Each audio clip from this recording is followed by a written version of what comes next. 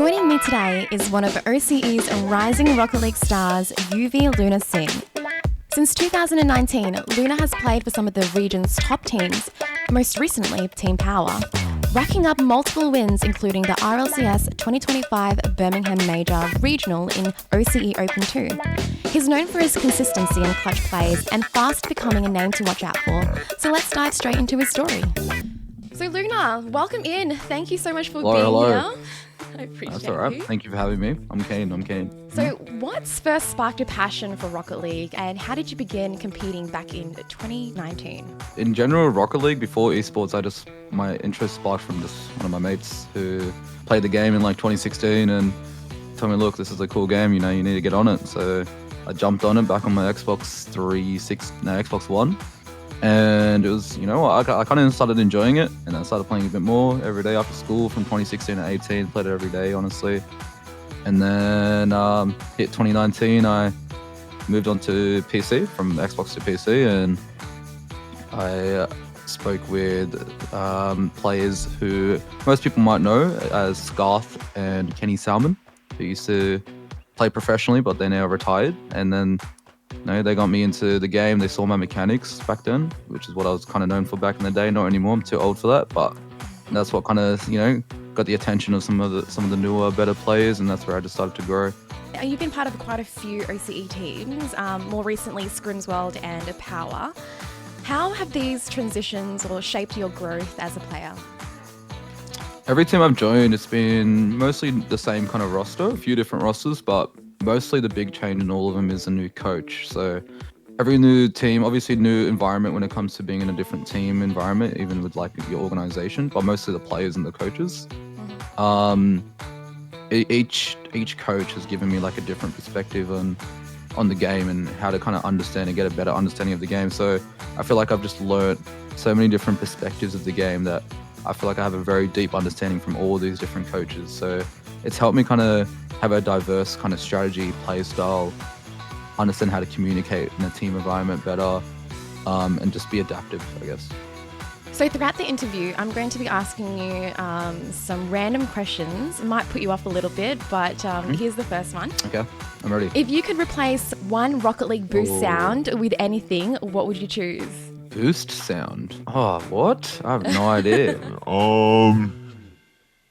Yo, skip it. Cut this part out. Cut. That's Okay. a hard one. What the hell? Yeah, it was pretty hard. Okay. That's what she said. So let's talk about the huge win at the Birmingham Major Open 2. Can you walk us through that journey and what it meant for you? The journey itself was a grind, honestly. It was a big grind, and we generally knew it was coming. We saw it coming. We knew we put in the work for it, and we knew we deserved it.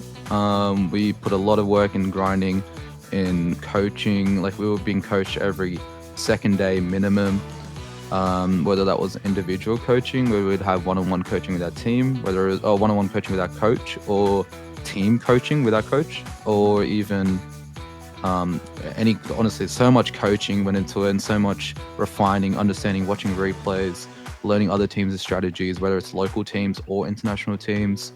There was a lot of preparation, even when it came to practical or theory work. Like, we put in so much effort for it. So there was a long journey to get there, but we knew if we did everything right, that we deserved it. And so the journey was good, and what it meant to us, I guess, I don't know. It was kind of like, I don't know, been wanting to win something for a while when it came to winning like a big S-tier tournament. Like, I've won a lot of minor tournaments, but nothing major like a RLCS, and it was a good little dream come true, as people would say, I guess. Yes, I do remember that moment and it was insane. I just remember screaming from the garage watching the game. It was under Scrimsworld as well. I forgot, honestly. No, I didn't forget, but Oh, wow, you forgot about Scrimsworld. Okay, Lunr, thanks. no, I forgot to mention it. No. It was good to also do that under a newer org, I guess. More of quite a local org as opposed to all these international orgs we had in at the time as well. The smaller grassroots orgs do matter too. The better orgs. Yeah. What is the weirdest thing a teammate has said to you mid-game? The weirdest thing, there's been a lot of inappropriate comms. I once had a teammate, I won't name who they were, find a Rocket League car really attractive that they wanted to do inappropriate stuff to him. Okay, next question. The OCE scene often gets overshadowed. From Okay. your perspective, what defines its competitive edge, and what challenges do players face compared to more prominent regions? OCE faces, I don't know, like there's a lot. The big challenge obviously in OCE is we're such a quieter region. There's not many players. The player base is much quieter. We are in an area where we can't queue into US servers or Europe servers, whereas other regions like MENA can, and get that kind of high level practice. We're stuck in a region where practice is very hard. It takes you a long time to find a ranked game, and you're versing the same maybe 6-7 players on repeat. So it's not like you're versing a diverse range of players. So it's kind of hard, and honestly, it's a really hard region to get better in for sure. The skill gap between OCE is like obviously proven to be much lower than your NA players and stuff like that, and that kind of comes from our lack of player base, I guess.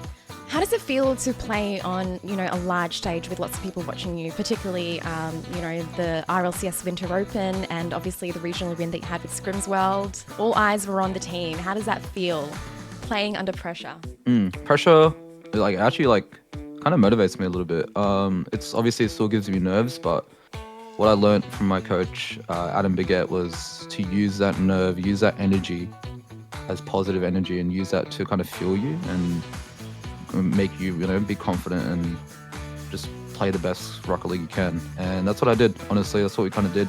Yes, nerves will still kind of overarch and take over, but it's all about just not letting it do that and just using that energy to just communicate, play fast, play with energy and be hyperactive. Random question. If you had to play an RLCS match using only a Scarab, how confident would you be? I would do it, honestly. I've played in random cards when it's come to RLCS. I would do it, honestly. What are your next personal goals? Are you focusing on continued success in RLCS or branding into coaching perhaps, or casting, or something different in 2026? Look, I'd be open to doing anything. Obviously, I'm still going to play, so I won't cast. I've already opened up into coaching, so I do coaching for a lot of players. I have my own page on a service called Meta5. Okay, so what's your current top played non-Rocket League game? Right now, in this exact moment, it's Fortnite. I only just started playing Fortnite again after years, literally this week. But other than that, I would say Valorant. How do you think OCE Rocket League will evolve in the next few years? What's your vision for its future? I have hope. I don't know. It's weird. I don't know. It could do well, it could do bad. It's really hard to determine, but I think we're on a good path to finally breaking into a top 8 at an RLCS LAN internationally. We'll see what happens, I guess. But I think there's a good chance that we can pull one off. Maybe even this next Worlds, whatever. Let's wrap it up shortly, but before we do, what is something most OCE fans don't know about you? Fun fact, it's a random fact, but I play 2 different controllers. Why? I play PS5 sometimes, PS4 sometimes. Well, more recently because PS4 controllers are gone from the planet and they're hard to get. So I've been switching and turning, but I think I'm probably going to stick with PS5 now and get used to it. That's a random fact. It's not a cool fact, but... Yeah, that is pretty random, but interesting. What advice would you give to aspiring Rocket League players in OCE looking to make their mark? What I'd say is, be open. If you want advice, go get advice. A lot of players are scared to reach out to players like your Banana Head or your Torsos or Super Lucky or any of your pro players, Lax and Gus. A lot of these new players, they're really good at 2v2 game modes, but they lack that kind of experience and rotation in the 3v3 game mode. It's all about, honestly, just seeking advice, getting coaching, whether it's just advice for free, send a DM, or booking a session with someone and getting some coaching. Honestly, it'll help a lot. Just playing free play, grinding the game out. If you want to improve, it's all about literally just a grind. Grind within playing free play, replays, watching replays, and playing ranked, I guess. Controller or KBM? Controller. Pizza or sushi? Pizza. Favorite dream vacation spot? Fucking Greece. If you were a fruit, what would you be? Watermelon.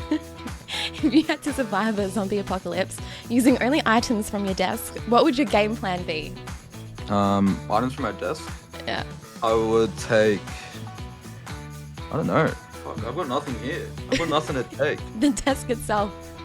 I would take this... What is this? Hungry Jack straw? What are you going to do with that? I would take my dad, because my dad's calling me. I don't know if you guys can see. No, we can't. Hi, Dad. Oh. Should we pick up the phone and talk to him? Maybe. No, we shouldn't. No, we shouldn't. Yeah, better not. I think I would take my drink. I'm dead day one. Yeah, You're dead day one. Okay, is there anything you would like to say before we end this interview, Lunr? Thank you for having me. It was good. It's good fun. Some hard questions, but I think I did all right. And some random ones there too. Some random ones, yeah. No, I still don't know about that boost one. We might cut that one out. Yeah, we'll cut it out. Otherwise, no, it was good fun. I hope Scrimsville does well. I hope it pops off. Thank you. If people aren't in the community, they should be, because they're going to be missing out. And they could pull up to an invite-only after party if they're lucky. Yes, I will see you at PAX this year. If you're interested in getting coached by Lunr, make sure to check out metafy.gg/@Lunr.